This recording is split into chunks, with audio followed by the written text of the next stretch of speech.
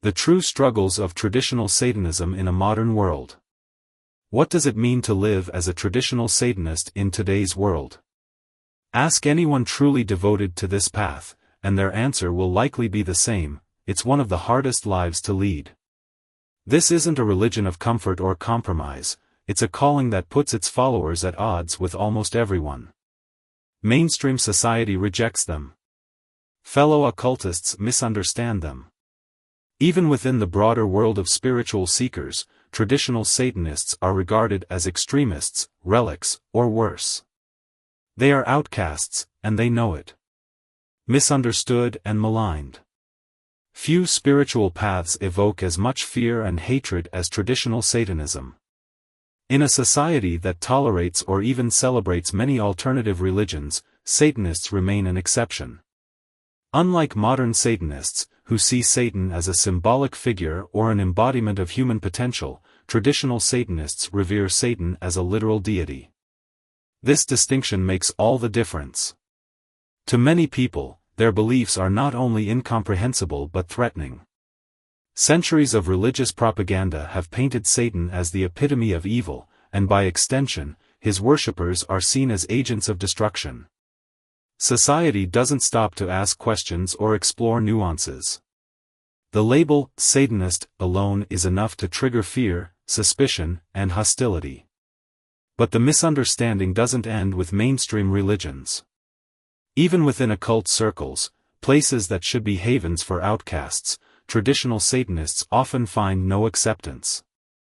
Wiccans, Thelemites, and modern Satanists dismiss them as relics of an outdated worldview. They are too literal, too devoted, too much. The burden of rejection. To be a traditional Satanist is to carry a heavy burden. Christianity, unsurprisingly, views Satanists as enemies. For devout Christians, Satan represents the ultimate adversary, the tempter, the deceiver. To worship him is to side with evil itself. This makes traditional Satanists an easy target for Christian moral outrage. Atheists, too, reject them, but for different reasons.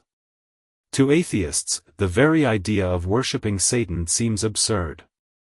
Many scoff, assuming that anyone who prays to a deity they see as mythical must be delusional. And then there are other occultists, who find traditional Satanists too rigid, too extreme, or simply too other to belong. Even the general public, which often ignores niche religions, singles out traditional Satanists for scorn. Few groups inspire as much revulsion. In fact, the only group that might be more universally despised are white supremacists. This comparison, while horrific, reveals the depth of hatred directed at Satanists. The very word, Satan, seems to elicit primal fear and rejection, no matter the context. Isolation within isolation. Ironically, the rejection from fellow occultists can sting more than mainstream persecution. Many traditional Satanists turn to the occult in search of community. They hope to find understanding among others who challenge societal norms. Instead, they are often dismissed as misguided or extreme. Modern Satanists, especially those aligned with organizations like the Church of Satan or the Satanic Temple, tend to view traditional Satanists with skepticism. For these groups, Satan is not a deity but a symbol of rebellion, freedom, or individualism. Literal worship strikes them as unnecessary, even counterproductive. Similarly, Wiccans and Thelemites, who emphasize eclecticism and personal spirituality, often regard the veneration of Satan as too dogmatic. This leaves traditional Satanists standing alone, not only rejected by mainstream society but also isolated within the very community they hoped would embrace them. Strength through devotion. Yet, despite this overwhelming rejection, traditional Satanists persevere. Their devotion to Satan is unshakable. For them, worshipping Satan isn't about rebellion or shocking others. It's about reverence, transformation, and truth. Satan, in their eyes, is not the evil figure of Christian mythology but a liberator. He represents the pursuit of forbidden knowledge, the courage to defy oppression, and the power to embrace one's shadow self. Walking this path demands extraordinary resilience.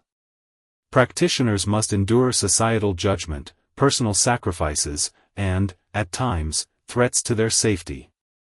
Many turn inward, cultivating deeply personal relationships with Satan.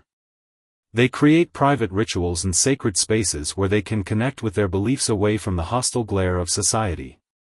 Breaking the myths. The fear surrounding traditional Satanism often has little to do with its actual practices. At its core, this path isn't about hatred, destruction, or chaos. It's about growth. Traditional Satanists confront their fears, explore their darker impulses, and strive for self-empowerment. They embrace complexity and reject simplistic moral binaries. In a way, the hostility they face is a reflection of society's broader discomfort with nonconformity. Traditional Satanists challenge norms, reject dogma, and refuse to fit into neat, acceptable categories. This makes them powerful, and deeply misunderstood. A path few would walk. To follow the path of traditional Satanism is to walk a lonely road. The challenges are immense, the sacrifices great. But for those who embrace it, the rewards are equally profound. It is a journey of self-discovery, transformation, and deep faith. It is not for the faint-hearted. Perhaps one day, society will learn to see past its fears and prejudices. Perhaps traditional Satanists will be met with curiosity instead of condemnation. Until then, they endure, outcasts, yet steadfast in their devotion. Their resilience, in the face of relentless adversity, is nothing short of remarkable.